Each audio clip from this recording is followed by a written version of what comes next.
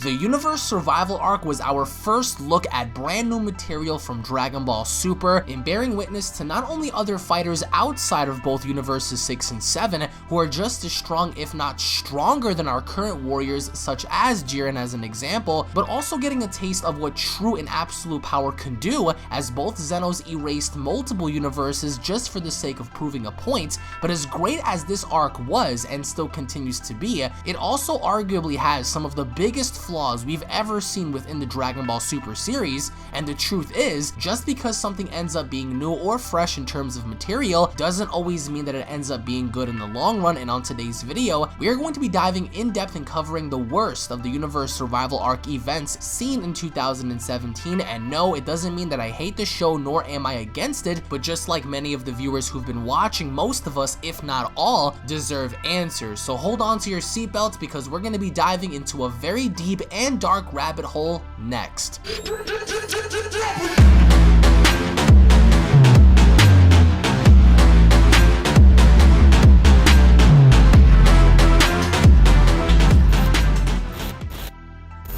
If you are a passionate fan and want to share your love for Dragon Ball, don't forget to go ahead and punch that subscribe button and enable all notifications by clicking that bell icon. That way you guys can be notified whenever a brand new Dragon Ball video is posted onto this channel and sent directly on your devices in connections to news, information, updates, discussions, theories, and spoilers. To be up to date with all the latest in Dragon Ball news, hashtag Dragon Ball Squad. Thank you so much for your support, and without wasting any more time, let's begin. The Tournament of Power, of course, running its course through 2017 as we are getting ready to dive into a brand new year and finish off the story in 2018. Started off very weird as we've gone through both ups and downs in the show, with situations involving our heroes that both made sense and of course left us scratching our heads as to why. And one of the biggest problems I feel occurred during this arc was the poor representation and execution of the multiverse's representatives, and having 80 contestants participate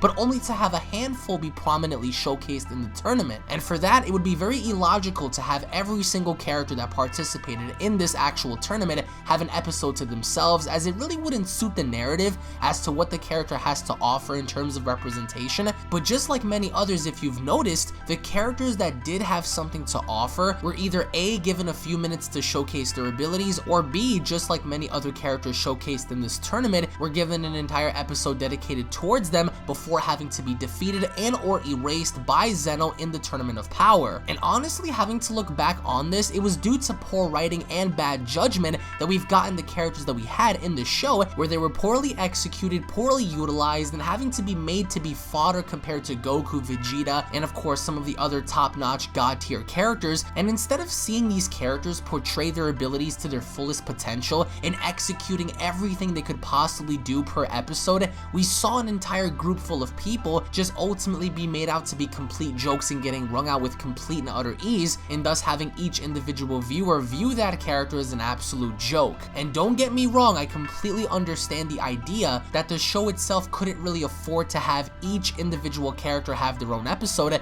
because let's face facts, with 80 fighters having to participate, the Tournament of Power would easily have gone 80 episodes into 80 weeks of just showcasing each individual character before having them get wrung out during this tournament, and that would have taken at least a year and a half before getting into all the good stuff. So I completely understand as to why, but most of these characters having to be placed in the tournament did little to absolute nothing to prove their worth in the show, as of course I do understand that you can't have 80 god tier characters in one tournament. As awesome as that would be, it would be very unbalanced to do so, and thus resulting in most of many characters having to be a direct result of being fodder as compared to some of the other characters like Frieza and Toppo, for example, and being made out to be complete jokes. I just personally feel that seeing some of these other characters be portrayed in the show, we could have gotten more out of them, but instead we got little to nothing for their characters, and thus having the fandom completely lose interest and not caring about the character as a whole anymore. And speaking of characters, one of the most highly showcased characters in the Tournament of Power thus far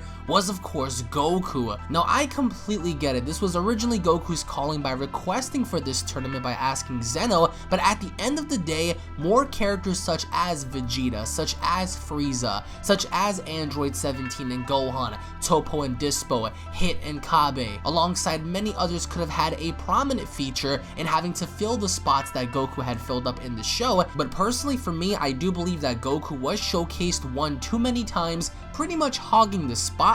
as we wanted to see other characters be featured, as of course Goku himself as well, but I do think more people wanted to see Goku involved with the stronger tier fighters, rather than just waste his time in having to fight second fiddle. All those times we saw Goku encounter some of the fodder Pride Troopers and having to fight some of the Universe 9 warriors, we could have seen instead some of the other characters gather some spotlight in seeing what Hit was doing aside from fighting Dispo, and seeing what Gohan was doing half the time sticking with Piccolo, and seeing what Frieza was doing having to observe the overall tournament from a distance, and the fact that by the end I do think that they gave Goku one too much airtime in having to simply hog the spotlight. But again, I do love Goku as a character, and even though during certain times it felt as if his placement was out there and having to use Super Saiyan Blue before Super Saiyan God, and having to transcend and using Super Saiyan God before Super Saiyan Blue, and having to drop his guard and reserving his strength, there were certain moments in the show where Goku pretty much did not know what he was doing and getting himself deeper involved in very grim situations where he was almost eliminated. I just personally feel if you're going to have a tournament and involve 10 other characters,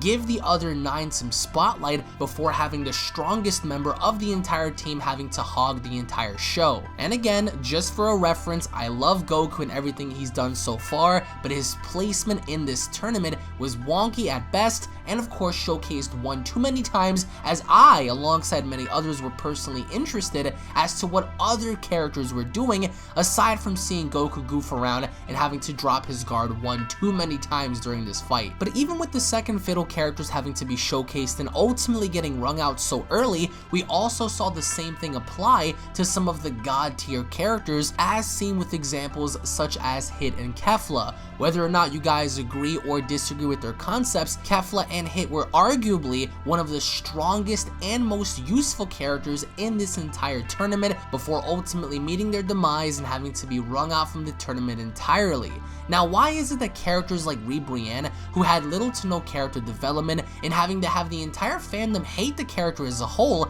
outlast characters such as Hit, such as Kefla, such as the Universe 9 fighters Bergamo, Basel, and Lavender, who were proven to have very good character development during the Zen exhibition match, but yet still we have characters like Rosie and Brienne be able to outlast such god characters like this, but only to have them be foddered in the end by the androids and having to have their development ultimately be built up for nothing. And it's because of this overall concept that it degrades the high godlike caliber fighters, and having all of their infinite potential and strength in what they can do in this tournament ultimately be scrapped and sent to the toilet just to fuel other characters of little to no importance. Now, I'm not disagreeing with the concept of having Ultra Instinct Goku defeat Kefla and having to see Jiren defeat Hit, but I personally feel like characters like Kefla and characters like Hit, they could have ultimately provided more in this tournament in seeing bigger and more accomplished battles take place, instead of seeing them fight one person head on and having one episode dedicated for them before, of course, you guessed it, having to get tossed out and having their character development be put on hold. Could we have gotten more out of Hit? Absolutely.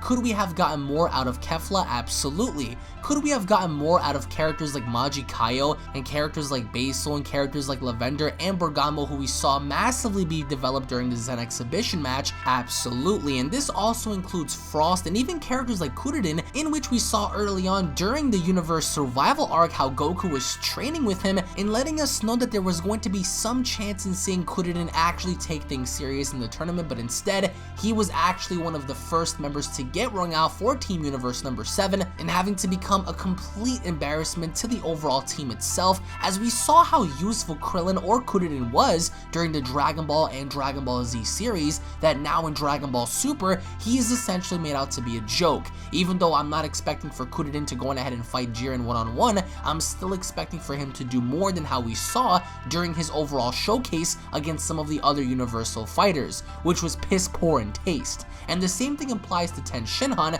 who again was put to waste. Frost, who many people within the fandom originally assumed that he was going to have a further evolution in some sort of a golden and or diamond form, was ultimately foddered quicker than anyone can ever even prognosticate in the idea that he was gone before you can even spell the word Frost. And that's sad, considering his development with Hit, as Hit even stated upon finding him that of course he had gotten stronger, and it's because of his cunning will that made him more devious in this overall tournament to begin with. But by the very end, just due to poor expectations and bad writing, Frost didn't get anywhere either, which I do believe that some of the characters having to be shown in Super before were ultimately made out to look so bad during this tournament, as a lot of us expected more, but instead we got so much less. But even as this reflects upon the main character himself, Goku, one cannot deny that Goku is incredibly stupid during the Tournament of Power story, in the idea that early on Goku always kept bragging about how he was so excited to fight in this tournament, and then finally when he goes on to fight,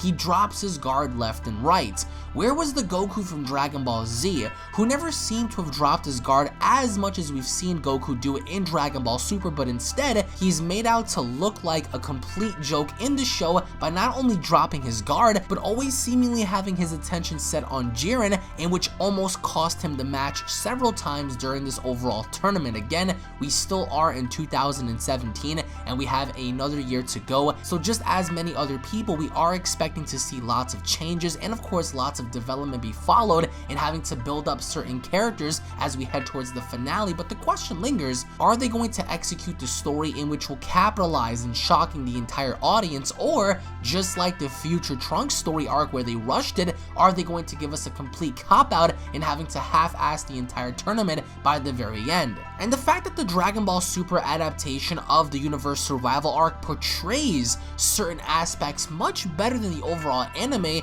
goes to show that the manga is doing a much better job in executing certain things as opposed to its anime counterpart. An example of this is seeing the actual gods of destruction in combat. During Dragon Ball Super manga chapter number 28 and 29, we had a chance to witness every single god of destruction in action and getting a better understanding as to why Zeno had excluded the gods from battle and why we got mortals instead of deities representing their universes in the Tournament of Power. In the anime, it was never really portrayed as to why, but more or less was portrayed sort of like a guessing game as to why the deities couldn't really compete, whereas opposed to the manga, it clearly explained why. To which I will say the manga adaptation of the Zen exhibition match was executed much more wonderfully than how we saw in the anime counterpart, by having the gods fight in the manga and having Universe 7 fight Universe 9 in the overall anime adaptation. However, in the end, despite poor character utilization and execution of multiversal characters, despite adapting logic and bad writing, the Tournament of Power still continues, as the conclusion of this multiversal tournament will reach its finale in 2018, and we can only hope to see good things come out of this as we reach the conclusion of the Tournament of Power. But post your comments down below, as I would like to know your thoughts on the idea of the worst of the Tournament of Power, as to what you believe this was.